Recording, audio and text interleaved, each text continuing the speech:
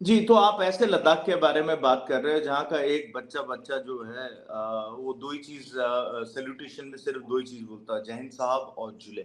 जुले is a common salutation used in used in the region of Ladakh, Leh and Ladakh, and it is irrespective of which community do you belong to.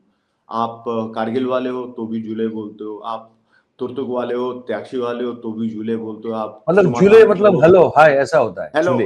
हाँ, और उसके साथ जय हिंद साहब भी बोला जाता है। जय हिंद अच्छा, साहब। आप किसके बारे में बात कर रहे हो? मतलब उनतालीस। जय हिंद साहब जो है वो सिविलियन भी बोलते हैं? सब सब आप आप आप बताइए। वहां पे एक नॉर्मल पर किराने की दुकान में, परचून के दुकान में चले जाइए, ड्राइवर, वहां का कंडक्टर, वहां के एक नॉर्मल मजदूर जो काम करने वाला है, से लेकर जो वहां पे जो लोकल डिस्ट्रिक्ट एडमिनिस्ट्रेशन के जो लद्दाखी लोग हैं, वो एक एक एक तहजीब में, एक कल्चर में शामिल है कि वहां पे हर कोई छोटा बच्चा भी, एक छोटा बच्चा जय हिंद साहब बोलता है। आप कॉन्वॉय, क्योंकि अब ये मैं बताइए देश में पुराने कौन दिनों बोलता की है? बात। हाँ जी। देश में कौन से प्रदेश में इस तरह से आम आम आम लोग जय हिंद साहब बोलते हैं हाँ, ये अभिवादन के एक तौर बड़ी पे? यूनिक, ये ये एक बताइए बड़ी फिर। यूनिक बात है ये लद्दाख की ना। वहाँ के जो छोटे बच्चों को और जो वहाँ के लड़कों को नोनू बोला जाता है, तो नोनू एक खुश मिजाज आदमी है जो अपने अपने आप में खुश है। और सबसे पहले आके आपको सबसे मतलब आपकी कॉन्वॉय जा रही होगी, आपकी गाड़ी जा रही होगी, जैसे वो देखेगा फौजी गाड़ी, जैसे वो सैल्यूट मारेगा, छोटा सा बच्चा 4-5 साल का, जुले साहब, जय हिंद साहब, है ना, खुश मिजाज है। सो दिस यू आर अब टॉकिंग इनको अबाउट अगर दिस इनको लद्दाख। अगर अगर ऐसे, मतलब ये तो मिसाल हो गई आप कह रहे हैं, ये तो शायद किसी को नहीं पता। बहुत पता नहीं कितने लोग जानते हैं आप कि वहां जाएं। आम आम आम बच्चा, आम सिविलियन सिविलियन लोग भी अपना जी, अभिवादन में जूले के साथ साथ जय हिंद साहब बोलते हैं। बिल्कुल, बिल्कुल। तो मतलब कि और अब ये इनको इस इनको बात आप पे तथ्य गद्दार, है, इन इस बात लोगों पे को अगर तथ्य आप है। और मैं गद्दार मयूर साबित भाई करने की कोशिश। चाहूंगा कि हमारे लोग, जितने भी यहाँ के लोग हैं, वो केवल इसको एडवेंचर टूरिज्म के नाम से ही ना जाएं, बल्कि यहाँ पे एक सोशल टूरिज्म के लिए भी कल्चरल जाएं। Cultural tourism, cultural tourism. Cultural और सोशल टूरिज्म के लिए भी जाएं, और एक इतना, ये this has been part of the silk route of the old business root.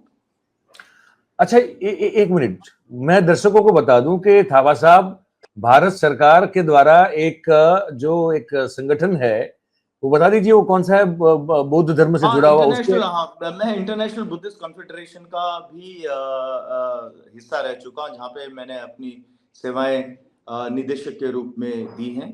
तो ये क्योंकि हम लोग जब आप मैं जब डायरेक्टर थे ना, बुद्धिस्ट आप उस संस्था के डायरेक्टर थे, भारत सरकार की जी, उस संस्था के हाँ, मैं डायरेक्टर। निदेशक के रूप में कार्यरत था वहाँ पे। तो हम जब जी बुद्धिस्ट बोलते तो यहाँ पे irrespective of which line of Buddhism it is, whether it is Mahayana या थेरवाद, तो वो सारी जो बुद्धिज्म के जो ब्रांचेस हैं, उन सबका मैं उस सबको मैं देख रहा था, और उस सबको मैं क्लोजली ऑब्जर्व कर रहा था।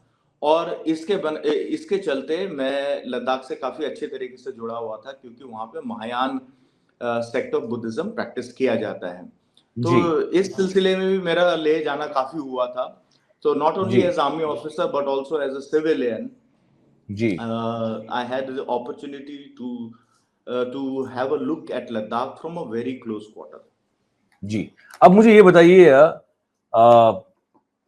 थापा साहब की, अब लद्दाख के लोग जिन मुद्दों को लेकर धरना प्रदर्शन कर रहे हैं, शांतिपूर्वक रूप से अब तक हुआ है, पिछले 3 साल से 4 साल से लगातार वो मांग कर रहे हैं।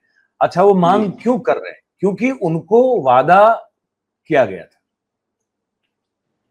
जब 2019 में 370 और 35A वाला मामला हुआ, निरस्त कर दिए गए और यूनियन टेरिटरी बना दी गई, उसके बाद ये वादा किया गया था कि भाई लद्दाख को पूर्ण राज्य का दर्जा मिलेगा, लेह लद्दाख को। ठीक है, वो अनुच्छेद 6 के तहत उनको आदिजाति का जो, उनको जो उस सूची में उनको डाला जाएगा। भाई वहां जो भी नौकरियां होंगी, उसका सृजन होगा, वहां पे लोकल लोगों को जो है वो नौकरियां दी जाएगी। इसके जुड़ी हुई सब आसपास की मांगे, प्रमुख 4 ये मांगे हैं। अब वो मांगे वो इसलिए हो रही है क्योंकि वादा किया गया था और पूरी नहीं हो रही है। और सोनम वांगचुक साहब का जब तक सवाल है, थोड़ा आप ये भी बता दें, क्योंकि आप तो वहां रहे हैं, आप वहां घूमे जी हैं, सबसे मिले हैं। जी सोनम वांगचुक जो है वो किस तरह की शख्सियत है, और जिस जी तरह से उनको चीन और पाकिस्तान का एजेंट बनाने की कोशिश बहुत जबरदस्ती से की जा दुखद। रही है, इट्स इस बारे में इट्स बताइए जरा आप। Very sad. जी, बताइए आप जरा, दर्शकों को बताइए। एक एक करके लेते हैं। पहले तो मैं हाँ। सोनम वांगचुक साहब के बारे में बता दूं आपको। सोनम हम्म। वांगचुक जो है अ, मैं कह सकता हूं कि अ, उन्होंने अपने मन की सुनी है बात। जी ये श्री सोनम वांग्याल के सुपुत्र हैं। सोनम वांग्याल साहब वही हैं जो एक जमाने में काफी अच्छे पॉलिटिशियन हुआ करते थे, और ये वही हैं जिन्होंने लद्दाखियों को शेड्यूल ट्राइब में शामिल करने के लिए अनशन किया था, और वो अनशन तोड़ने के लिए खुद श्रीमती इंदिरा गांधी आई थी वहां पे। तो उनके बेटे जी हैं ये। जी तो इनके बारे में मैं बता दूं, इन्होंने अपनी जो इंजीनियरिंग की है वो erstwhile regional engineering college Srinagar से किया है। जी। तो इनसे इनके पिताजी से एक बात पे जो क्या कहते हैं डिसेंट था, कि इनके पिताजी चाहते थे कि ये सिविल इंजीनियरिंग करें, अच्छा और ये करना चाहते थे मैकेनिकल इंजीनियरिंग। अच्छा। और ओके। देखिए, आज से लगभग 35-40 साल पहले इन्होंने अपनी मन की बात सुनी, और इस डर को भी हावी नहीं होने दिया कि अब मेरे को मेरे घर से पैसा नहीं मिलेगा। अच्छा, ठीक है, इन्होंने अच्छी, बहुत अच्छी अपने बात। मन की सुनी, और अब खुद अपने आप इन्होंने अपना मैकेनिकल इंजीनियरिंग किया। जी एक एक बहुत ही रेवोल्यूशनरी एजुकेशनिस्ट हैं।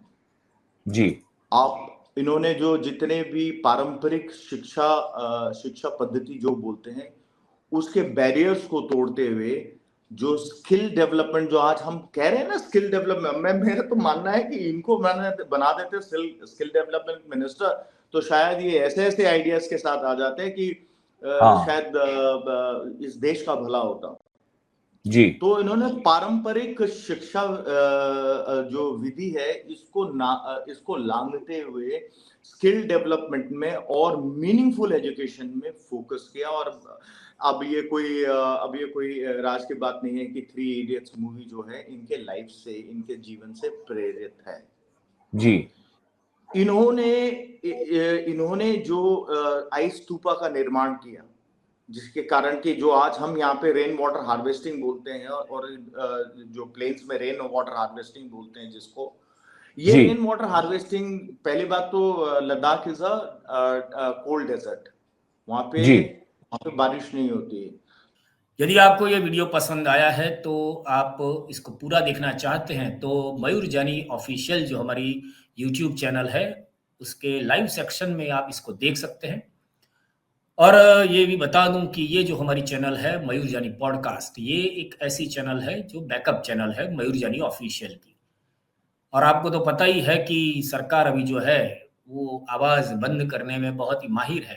तो यदि कोई ऐसी आपातकालीन स्थिति आती है, क्योंकि बीच में आई भी थी कि मयूर जानी ऑफिशियल जो है वो हमारी यूट्यूब चैनल को बंद कर दिया गया था थोड़े दिनों के लिए। तो ऐसी स्थिति में हम और आप, मयूर जानी और आप, एक दूसरे के संपर्क में रह सके, इसलिए हमने ये मयूर जानी पॉडकास्ट ये दूसरी चैनल शुरू की है। और आपसे आशा करते हैं कि आप इसको भी इतना ही प्यार देंगे और आप इस चैनल को फिलहाल सब्सक्राइब करके रखेंगे, जिससे कोई ऐसी जो स्थिति हो कि जिसमें सरकार की, आपको पहले भी मैंने बताया, तो वैसी स्थिति में हम और आप जुड़ सकें।